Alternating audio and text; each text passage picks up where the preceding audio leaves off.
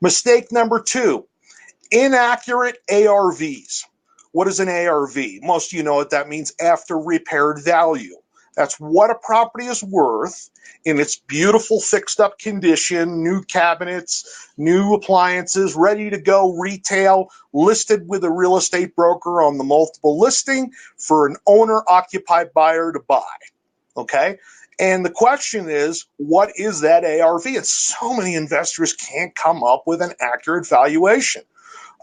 There's as is value, there's rental value, and that's maybe different or less work than after repaired value for a retail sale. But you have to be able to get really accurate valuations before you can start making offers on a property. Remember, we only work on small margins as investors. Small margins, very small, 10 to 15, 20% tops in terms of profit relative to the sale price. So if our ARV is off by 10%, your profit could be zero, or hopefully not negative. So what we need to look at with single family and small multifamily, that's anything up to 4 family, 1 to 4, we're going to look at what's called comps, or comparable sales. 5 family and up is a commercial analysis, which we won't be talking about today. We'll save that for another topic. But a house, for example, we want to look at 3 comparable sales within a 6-month period that have sold. It has to be within 1 mile, although ideally in the same subdivision first. A mile is a long way in a city. In a rural area, a mile's not that far. Technically, you can go a mile, but you want to start with what's on the block, ideally, what's on the blocks adjacent in the same subdivision. And then if you can't find any in the subdivision, go to the next most comparable subdivision. Similar in bedrooms and baths. Now, bedrooms are more important than baths with this comparison. You want to compare a 2 to a 2-bedroom. So a 2-1 and a 2-2 are comparable. You just adjust for the second bathroom. A 3-bedroom and a 2-bedroom aren't really comparable, because the biggest jump in values between 2 and 3 bedrooms. Now, oddly, you can compare a 3-bedroom to a 4-bedroom. A 3-2 and a 4-1 or a 4-2 are somewhat comparable, but a 3-bedroom and a 2-bedroom generally are not. Okay, so make sure you're comparing not so much square footage times price per square foot, but number of bedrooms and baths. Similar style, ranch to ranch. Colonial 2-story to colonial 2-story. They have different values, and depending on where you are, you may have other styles. Know which are the most valuable models and which are the least. There's a pecking order.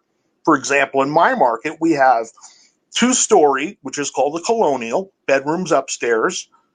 That's the most valuable. The second most valuable is a ranch. And then we have what's called a tri-level, which is a ranch that splits halfway. And then we have what's called a bi-level, where you walk in and it splits up and down, where the bedrooms are downstairs. That's on the pecking order, that's the least value.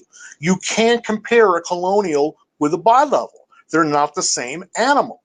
A ranch to a colonial, maybe, but not the two extremes, one to the other. There could be a 10 or 15% difference in value. And, you know, one of my clients recently got into litigation with a wholesaler who was a realtor and showed him comps. And the comps he showed them were of bi-levels, and the property, subject property, was a ranch.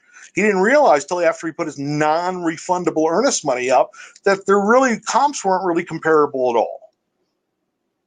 Similar age. Now, so something built in the 50s and 60s is comparable to something built in the 50s and 60s. Something built in the 20s and 30s, the same.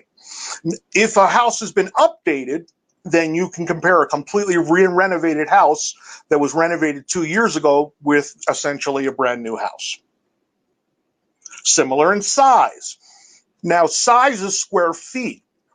If it's plus or minus about 20%, 25% max in square feet, it's comparable. And there may not be any difference at all in value between the two if they're the same number of bedrooms and baths. For example, If you had a 3-bedroom, 2-bath, 1-car garage that was 1,000 square feet, and you're going to compare that to one that's sold next door that's 1,200 square foot, 3-bedroom, 2-bath, 1-car garage, the value is essentially the same, maybe a couple of grand difference, but not much if it's the same number of bedrooms and baths. A lot of people will take price per square foot and multiply it by square footage and assume that the 1,200 square foot house is worth 20% more, and it's just not the case. It's not the case at all. So square footage only gives you a little bit of value difference. And you also want to look at properties that are for sale if you plan on flipping. That'll tell you the direction the market is going, because there are fluctuations in the market seasonally. And you remember 6 months ago, a house may have been in a different season than 2 months from now when you put it up for sale after you rehab it. So take that into consideration. And what other houses in the subdivision that are for sale competing with you or will be competing with you?